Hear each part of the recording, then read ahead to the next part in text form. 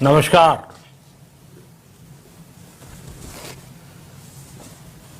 Corona वैश्विक महामारी के खिलाफ लड़ते लड़ते अब हम अनलॉक 2 में प्रवेश कर रहे हैं और हम उस मौसम में भी प्रवेश कर रहे हैं जहां सर्दी, जुकाम, खांसी, बुखार ये सारे न जाने क्या क्या होता है, ये मामले बढ़ जाते हैं। ऐसे में मेरी आप सभी देशवासियों से प्रार्थना है कि ऐसे समय अपना ध्यान रखिए। साथियों, ये बात सही है कि अगर कोरोना से होने वाली मृत्यु दर को देखें तो दुनिया के अनेक देशों की तुलना में भारत संभली हुई स्थिति में है।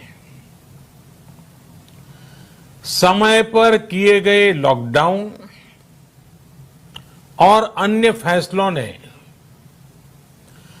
भारत में लाखों लोगों का जीवन बचाया है, लेकिन हम ये भी देख रहे हैं कि जब से देश में अनलॉक 1 हुआ है, व्यक्तिगत और सामाजिक व्यवहार में लापरवाही जरा बढ़ती ही चली जा रही है। पहले हम मास्क को लेकर, 2 गज की दूरी को लेकर 20 सेकंड तक दिन में कई बार हाथ धोने को लेकर बहुत सतर्क थे, लेकिन आज जब हमें ज्यादा सतर्कता की जरूरत है तो लापरवाही बढ़ना बहुत ही चिंता का कारण है।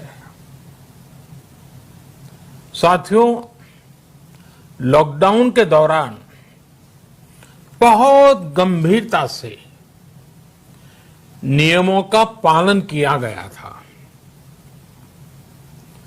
अब सरकारों को, स्थानीय निकाय की संस्थाओं को, देश के नागरिकों को फिर से उसी तरह की सतर्कता दिखाने की जरूरत है। विशेषकर कंटेनमेंट जोन्स, उस पर तो हमें बहुत ध्यान देना होगा।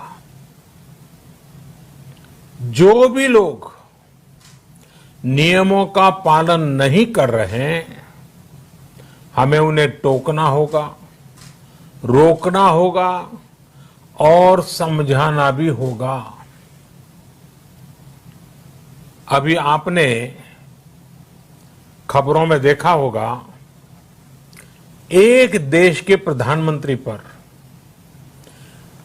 13,000 रुपये का जुर्माना इसलिए लग गया क्योंकि वो सार्वजनिक स्थल पर मास्क पहने बिना गए थे। भारत में भी स्थानीय प्रशासन को इसी चुस्ती से काम करना चाहिए। ये 130 करोड़ देशवासियों के जीवन की रक्षा करने का अभियान है।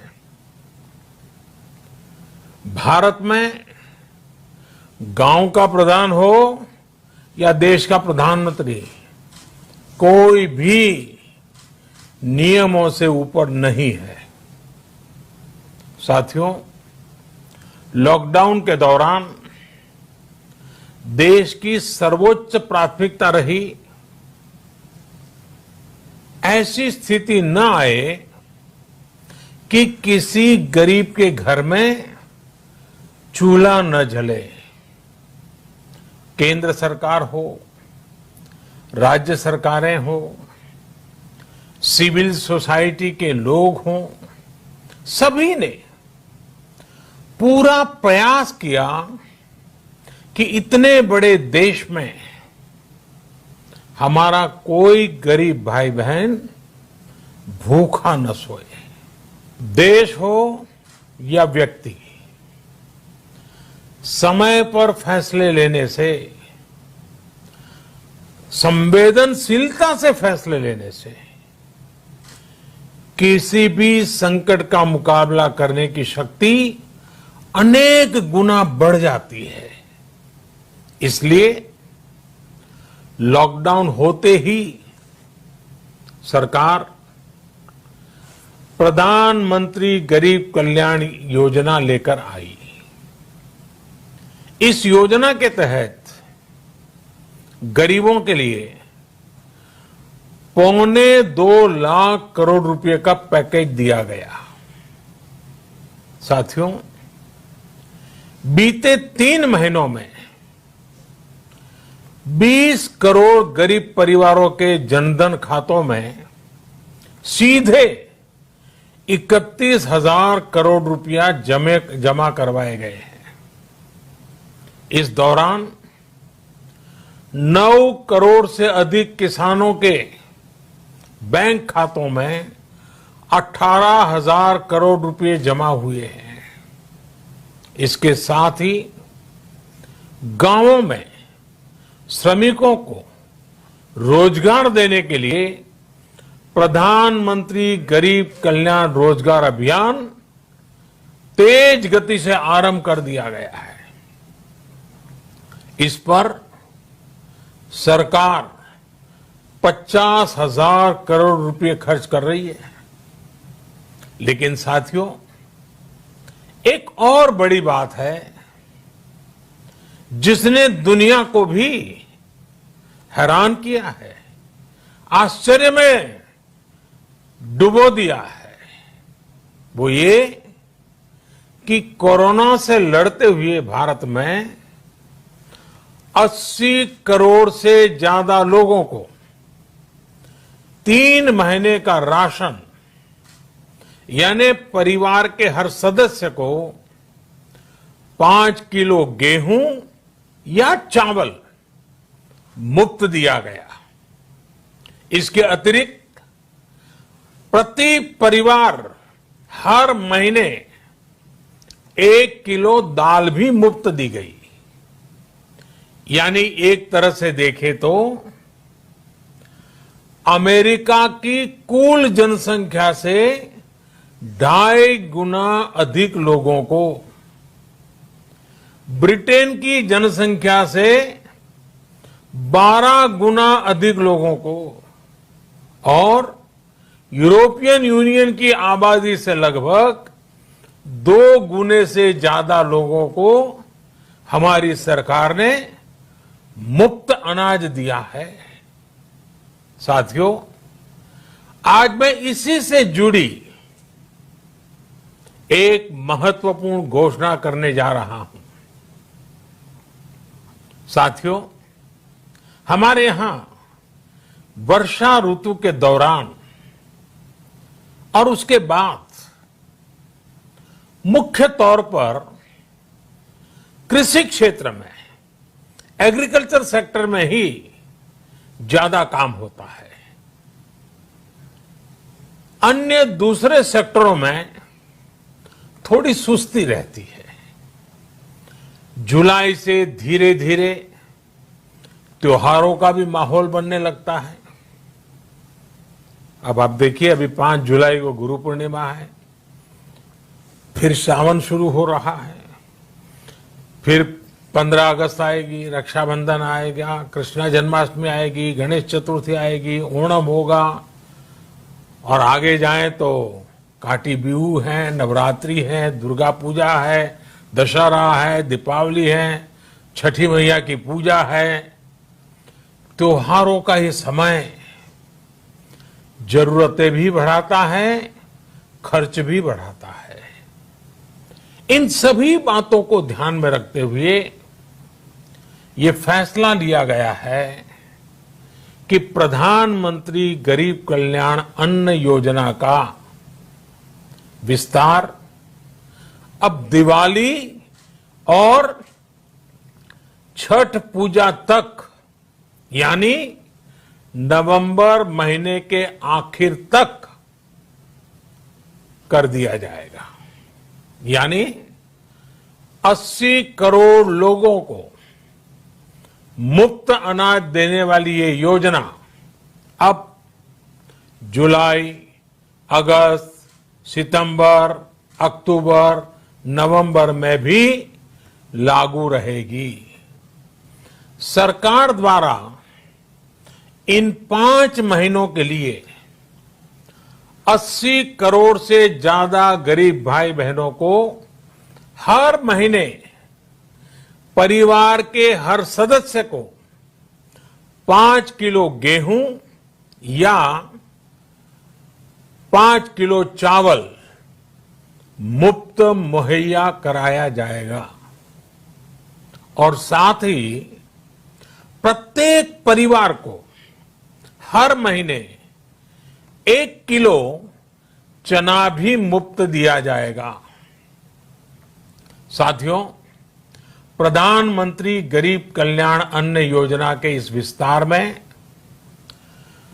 90,000 करोड़ रुपए से ज्यादा खर्च होंगे और अगर इसमें पिछले 3 महीने का खर्च भी जोड़ दें तो ये करीब करीब 1.5 लाख करोड़ रुपया हो जाता है।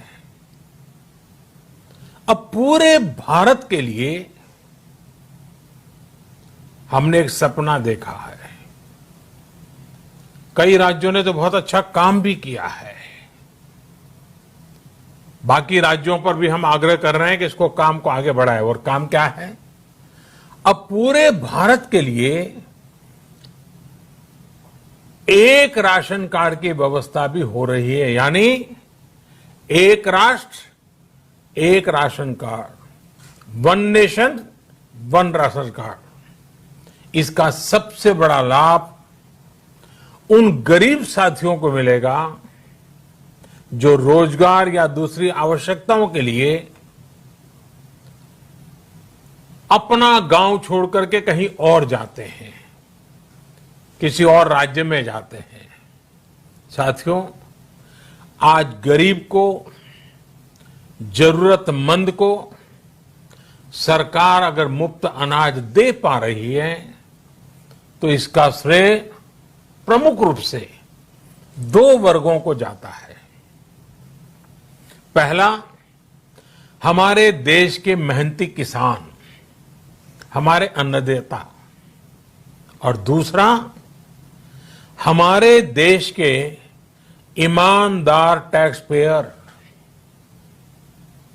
आपका परिश्रम, आपका समर्पण ही जिसकी वजह से देश ये मदद कर पा रहा है। आपने देश का अन्न भंडार भरा है, इसलिए आज गरीब का, श्रमिक का चूल्हा जल रहा है। आपने ईमानदारी से टैक्स भरा है, अपना दायित्व निभाया है, इसलिए आज देश का गरीब इतने बड़े संकट से मुकाबला कर पा रहा है।